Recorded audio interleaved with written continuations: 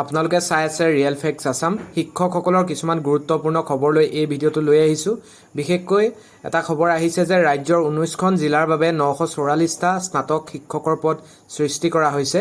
চাহ বাগিচা আদৰ্শ বিদ্যালয়ত থকা জিলাত সৃষ্টি কৰা হৈছে এই পদসমূহ আৰু ৰাজ্যৰ 19খন জিলাত 118খন চাহ বাগিচা আদৰ্শ বিদ্যালয় আছে আৰু প্ৰতিখন আদৰ্শ বিদ্যালয়ত সৃষ্টি কৰা হৈছে 8টাকৈ স্নাতক শিক্ষকৰ পদ।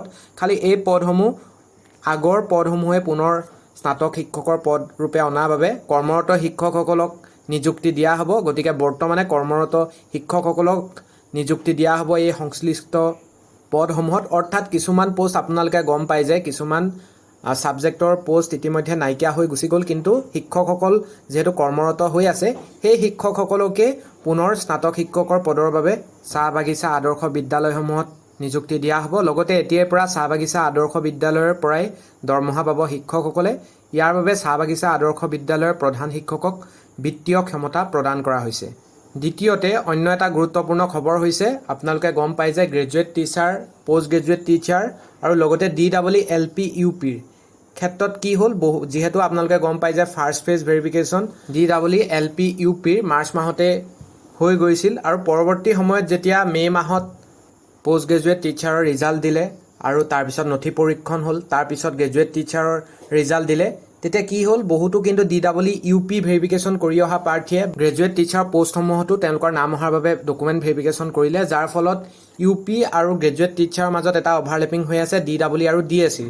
গতিকে এই সম্পৰ্কত বিভিন্ন প্ৰাৰ্থীয়ে এটা জনমত গঠন কৰি ঊৰ্ধ্বতম কৰ্তৃপক্ষ বা শিক্ষা বিভাগৰ আমাৰ সংশ্লিষ্ট কৰ্তৃপক্ষক দৃষ্টি নিক্ষেপ কৰিবলৈ বিভিন্ন ধৰণৰ মেমৰেণ্ডাম বা স্মাৰকপত্ৰ দি ৰাখিছিলে আৰু আজি এই সম্পৰ্কে শিক্ষা বিভাগৰ তৰফৰ পৰা কিছুমান স্পষ্টীকৰণ দিছে। গতিকে এটা অতি ভাল খবৰ আছে যে তেওঁলোকে স্পষ্ট কৰিছে যে এইবাৰৰ ক্ষেত্ৰত বিশেষ আপোনালোকক যিসকলে দুইটাতে আপোনালোকে ডকুমেণ্ট ভেৰিফিকেশ্যন কৰিলে বা দুইটাৰ বাবে কোৱালিফাই হ'ল, DEE হওক বা DSE হওক, কিছুমান তেওঁলোকে নিৰ্দেশনা প্ৰদান কৰিব, যাৰ ফলত হয়তো উইথড্ৰ কৰিবলৈ দিব যিসকলে হায়েষ্ট পষ্টটো পাই যায়। কোনোবা এজন গ্ৰেজুৱেট টিচাৰে যদি কেনেবাকৈ গ্ৰেজুৱেট টিচাৰটোতে তেওঁ থাকিম বুলি তেওঁ ভাবে, গতিকে তেওঁক হয়তো DEEৰ পৰা উইথড্ৰ কৰিবলৈ দিব। এতিয়ালৈকে তেওঁলোকে সেইটো কথা স্পষ্টীকৰণ কৰা নাই, কিন্তু তেওঁৰ মন্তব্যৰ পৰা প্ৰকাশ পাইছে যে নিৰ্দিষ্ট এটা পদক্ষেপ গ্ৰহণ কৰিব আৰু এই কথাটো ঊৰ্ধ্বতম কৰ্তৃপক্ষৰো দৃষ্টি নিক্ষেপ হৈছে।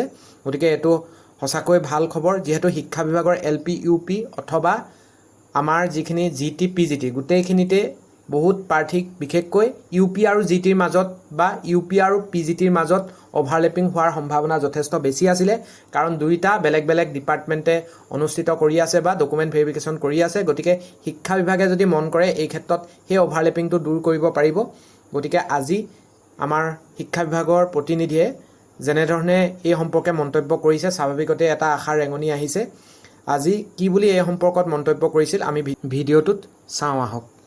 কথাও আমি গম পাইছোঁ, আমি গম পাইছোঁ যে কিছুমান কেণ্ডিডেট তেওঁলোকে LPৰ কাৰণেও এপ্লাই কৰিছে, আপাৰ প্ৰাইমেৰীৰ কাৰণে এপ্লাই কৰিছে আৰু এতিয়া গম পাইছোঁ সেইজন কেণ্ডিডেট ধৰি লওক আমাৰ ছেকেণ্ডেৰী লেভেলতো তেওঁলোকৰ মানে মেৰিট লিষ্টত বা তেওঁলোকৰ নাম আহিছে। গতিকে আমি কিন্তু ৰিক্ৰুটমেণ্ট প্ৰচেছটোত আমি সেনেধৰণে আমি এটা পদক্ষেপ ল'ম সময়মতে, যাতে এজন কেণ্ডিডেটে মানে বেলেগ পষ্টবিলাক যাতে তেওঁলোকে ৰাখি নথয়। গতিকে এইটো ফেজ ৱাইজ হ'ব।